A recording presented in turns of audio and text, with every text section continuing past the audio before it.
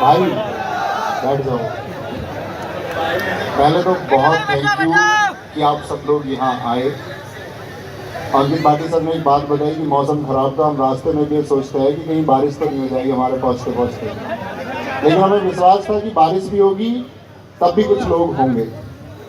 राहुल गांधी जी ने बारिश में बोला तो लोग उनको सुन रहे थे, तो हमें लगा कि शायद हम राहुल गांधी जैसे तो होंगे ही हमारे बच्चों के लिए, कम से कम एटलीस्ट इतने तो होंगे ही। और दूसरी बात है कि हमारे बच्चे उन कार्यकर्ताओं से ज़्यादा कहीं मेहनती और ज़्यादा प्यार रखने वाले बच्चे होंगे कि जो बारिश में मिल जाएंगे। बहरहाल बारिश नहीं हुई, मौसम बढ़िया है। तुम बताओ तुम सब कैसे हो? एकदम बढ़िया। तो गाइडेंस की बात तो ये है कि हम हर रोज़ बात करते हैं, लगभग हर एक रोज़।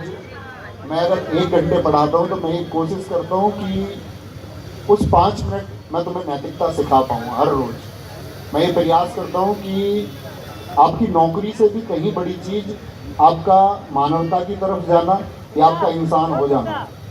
तो उस एक प्रयास में है, लेकिन आप सब लोगों के लिए शायद ये कॉन्सेप्ट होगा कि ठीक है जी, मानवता और इंसानियत तो ठीक है, नौकरी प्रायर है, नौकरी हमारी प्राथमिकता है और हमको नौकरी मिल जानी चाहिए। तो तुम सबको ये पता होना चाहिए दोस्त, नौकरी सिर्फ और सिर्फ आपकी मेहनत से मिलेगी, दूसरा कोई तरीका है नहीं।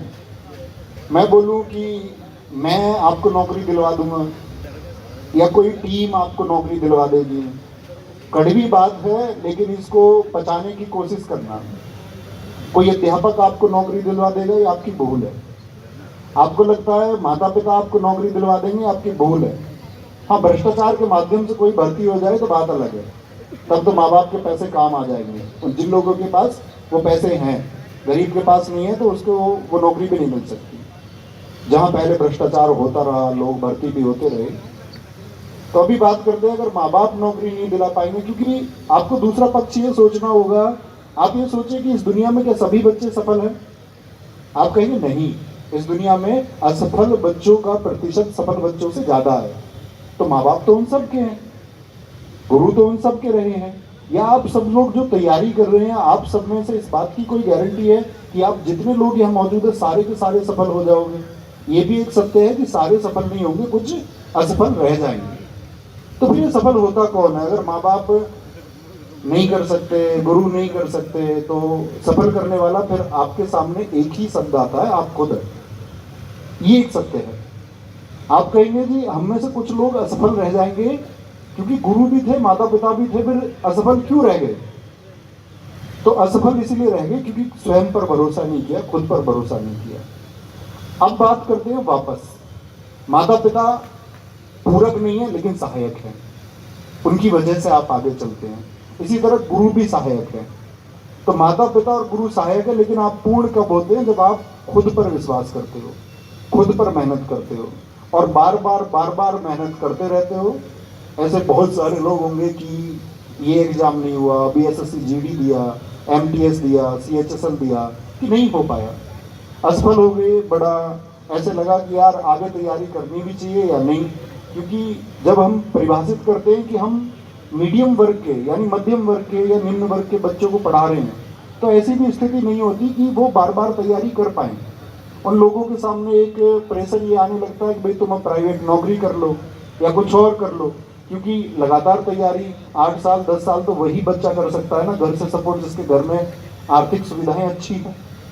तो बच्चे के सामने ये दबाव भी आता है कि भाई अब तुम नौकरी कर लो और तैयारी छोड़ दो।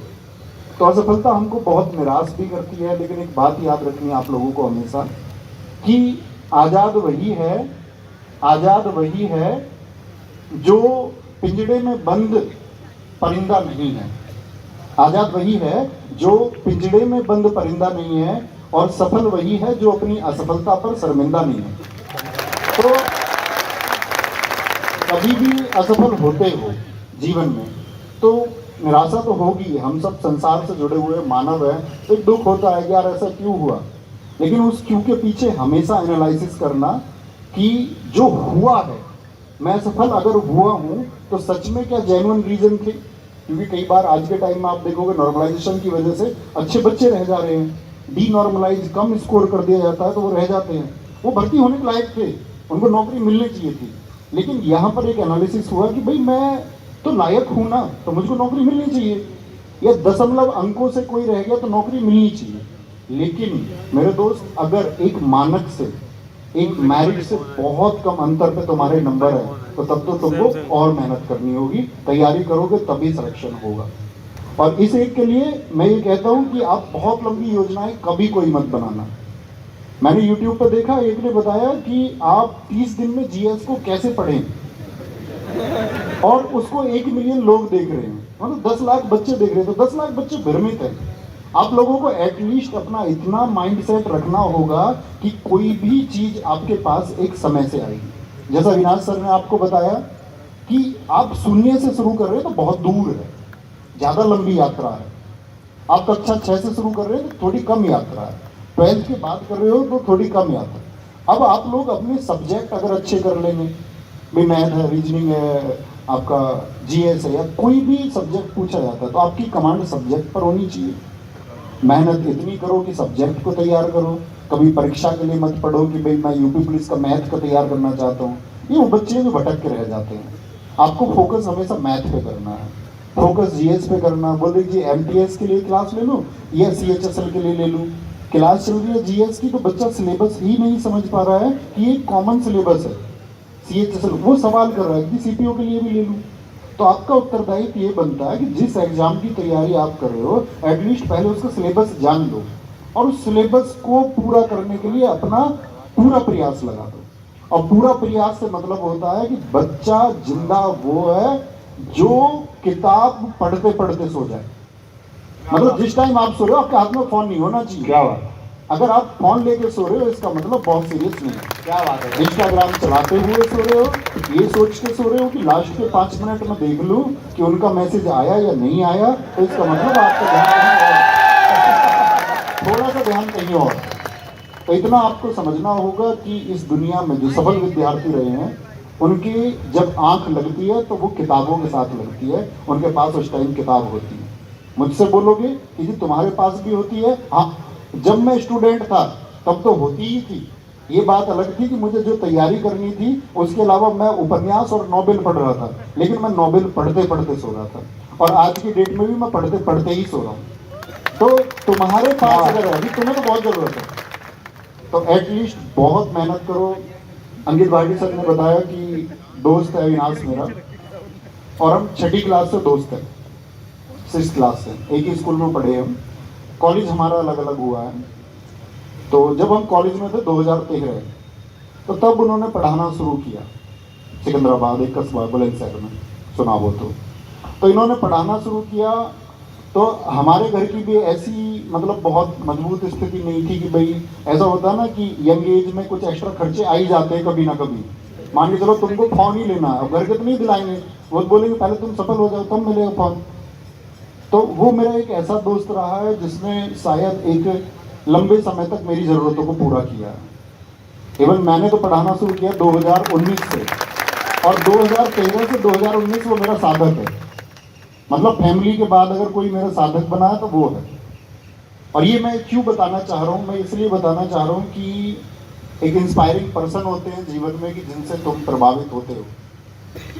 वो ऐसे रहे हैं कि शायद कहने की बात नहीं है, लेकिन भावनाएं हैं इसमें, और ये कहीं सूट वूट करके कहीं डालना मत कोई भी। ऐसा था कि जो हमारी बहन जी है, मतलब इनकी और हमारी बहन जी है बड़ी, वो दिव्यांग है मतलब, और घर की स्थिति भी इतनी कैपेबल नहीं है कि सब कुछ हो पाए। तो उन्होंने कम उम्र में, मतलब यहाँ पढ़ाने से पहले ट्यूशन पढ़ा के अपने घर के एक घर दे देना, बहन की शादी कर देना, अपने बड़े भाइयों तक की शादी में सहयोग कर देना। तो वो उन्होंने शिक्षा के दम पे किया है। अगर वो शिक्षित ना होते तो कोई गलत मार्ग शायद ढूंढ रहे होते, और जब आप शिक्षित रहेंगे और एक अच्छा मार्ग ढूंढेंगे तो इसी तरह से हताश कभी होना नहीं है और उम्मीदों को कभी खोना नहीं है। उम्मीदें रहेंगी तो आगे जाते रहोगे। और मैंने कहा माता पिता के लिए गौरवान्वित पल लेके आओ। अभी आप लोगों को पता है 2 ही दिन पहले की घटना है कश्मीर में, तो वो लोग अमर हो गए। अमर होने का मतलब है उनके माता पिता, आप लोगों ने देखा होगा, मैंने वीडियो भी शेयर की थी तो उनके माता पिता के लिए वो सबसे बड़ा पल है। और कहते हैं कि जिंदगी में एक दिन आपको लाना ही पड़ेगा कि जिसने तुमको जन्म दिया है उसका कर्ज तुमको मिटाना होगा। एक दिन तो ऐसा लाना होगा, तो वो एक दिन तुम लेके आओगे, अपनी मेहनत के दम पे लेके आओगे कि ये वो दिन आ चुका है कि जब वो मुस्कुराएं। और मैंने कहा है आप लोगों से, अगर आपकी वजह से आपका परिवार मुस्कुराता है तो आप इंसान हो। हमेशा उनके चेहरे पर एक मायूसी मत छोड़ देना, ये कोशिश करना कि वो मुस्कुराहटें मैं अपने घर में लेके आऊँगा। और मैं इतनी क्षमता रखता हूँ, कोई कमज़ोर कोई एवरेज स्टूडेंट नहीं होता, सब एक जैसे छात्र होते हैं। निरंतरता से कौन तैयारी कर रहा है, लंबे समय तक कौन मैदान में टिके रह सकता है, ये बेहतर बनाता है। तो आप मैदान में वादा करो, तब तक टिके रहेंगे जब तक आप सफल नहीं हो जाते, जब तक आप कामयाब नहीं हो जाते, तब तक आप इस मैदान को नहीं छोड़ेंगे। ठीक है, बस इतना ही है। Thank you.